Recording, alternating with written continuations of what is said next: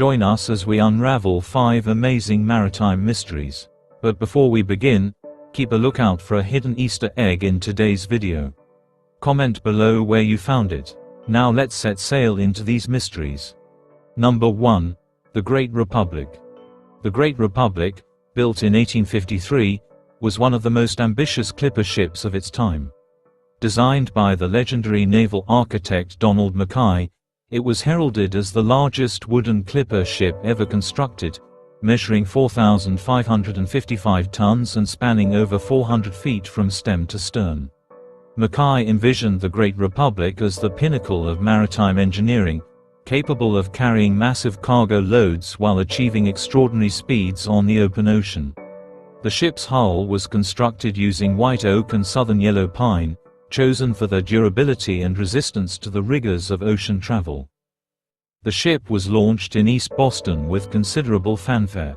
On its launch day, thousands of spectators gathered to witness what was being hailed as the ultimate triumph of American shipbuilding. Despite its massive size, it maintained a sleek design optimized for speed, a combination that captured the imagination of the public and maritime experts alike. However, tragedy struck just weeks after its launch. While moored in New York Harbor, a devastating fire broke out on a nearby vessel and spread to the Great Republic. Despite valiant efforts to save the ship, much of its upper works were destroyed. Though the ship was later rebuilt and returned to service, it never fully regained the glory for which it was originally intended. Theories. 1. Sabotage or arson. Some historians have speculated that the fire that destroyed the Great Republic was not accidental. Rival shipbuilders or disgruntled workers may have deliberately set the fire, as Mackay's dominance in the industry threatened many smaller operations. 2. Design overreach. Another theory posits that the ship's immense size and complexity made it vulnerable to unforeseen hazards, such as the rapid spread of fire, which could have been exacerbated by structural weaknesses. 3. Insurance fraud. There are whispers that the fire may have been part of an insurance scam, though no evidence has ever substantiated this claim. 4. Unfortunate coincidence. The most accepted theory is that the fire was a tragic accident, with no foul play involved. The neighboring vessel's flammable cargo and high winds created the perfect storm for disaster. Legacy. Despite its short-lived career, the Great Republic left an indelible mark on maritime history. It symbolized the heights of American ingenuity during the golden age of sail. Today, it remains a cautionary tale about the perils of ambition in an unpredictable world. Number 2. The Herbert Fuller.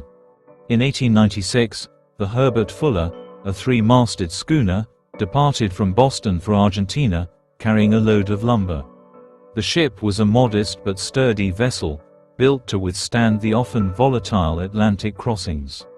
Captain Charles Nash commanded the ship alongside his wife, Laura Nash, and a small crew.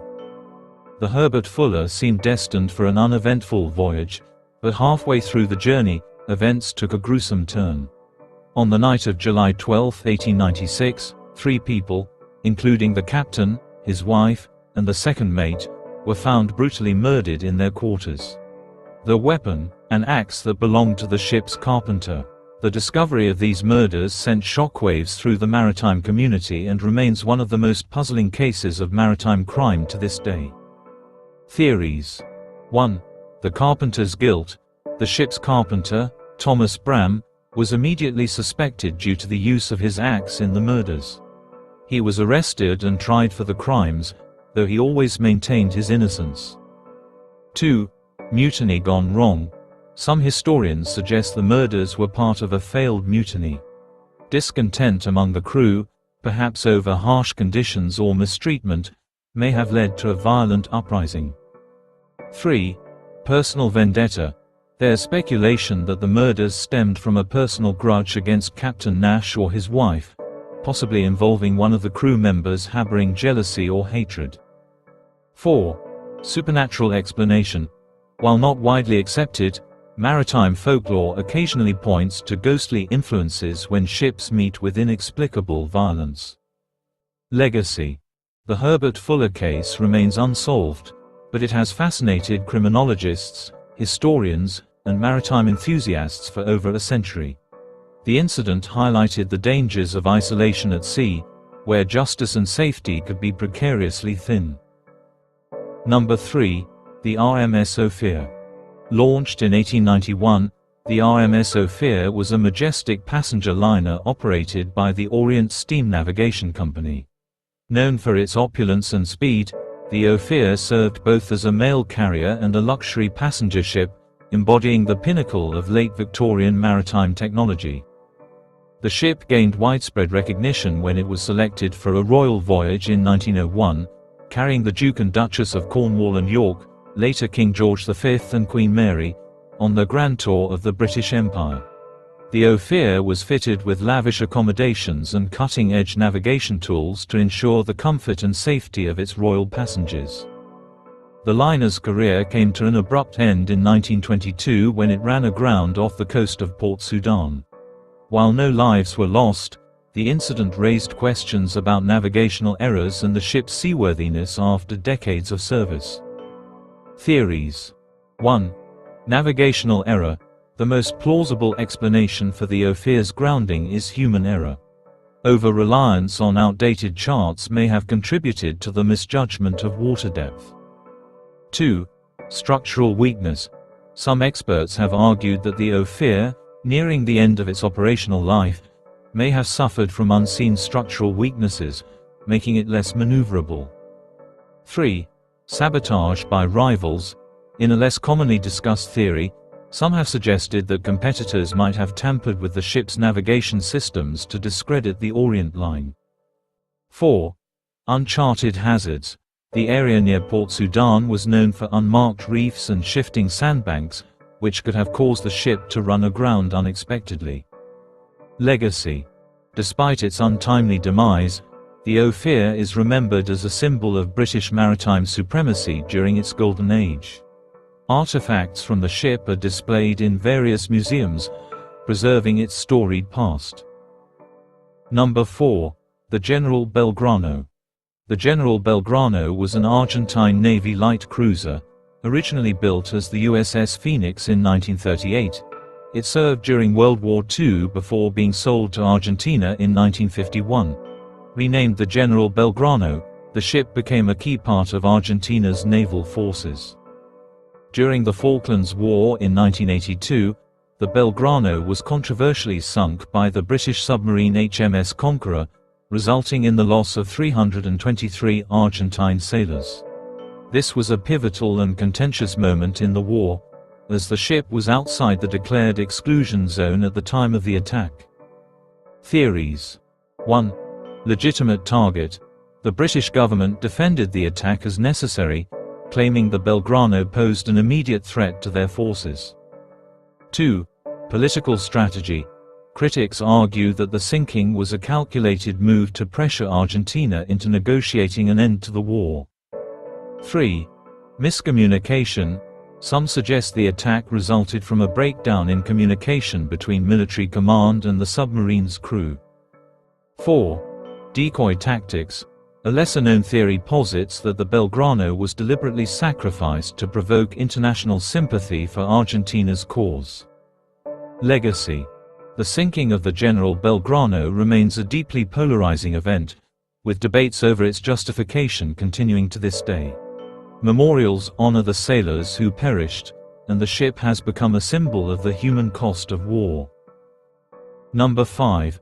The USS Grunion. The USS Grunion was a Gato-class submarine commissioned in 1942. It was deployed during World War II to patrol the Aleutian Islands, an area critical for maintaining control over the North Pacific. The submarine disappeared mysteriously during its maiden patrol, with all 70 crew members aboard. It wasn't until 2007 that the wreck was discovered near the Aleutian Islands, providing some answers but also raising new questions about its fate. Theories. 1. Japanese counterattack.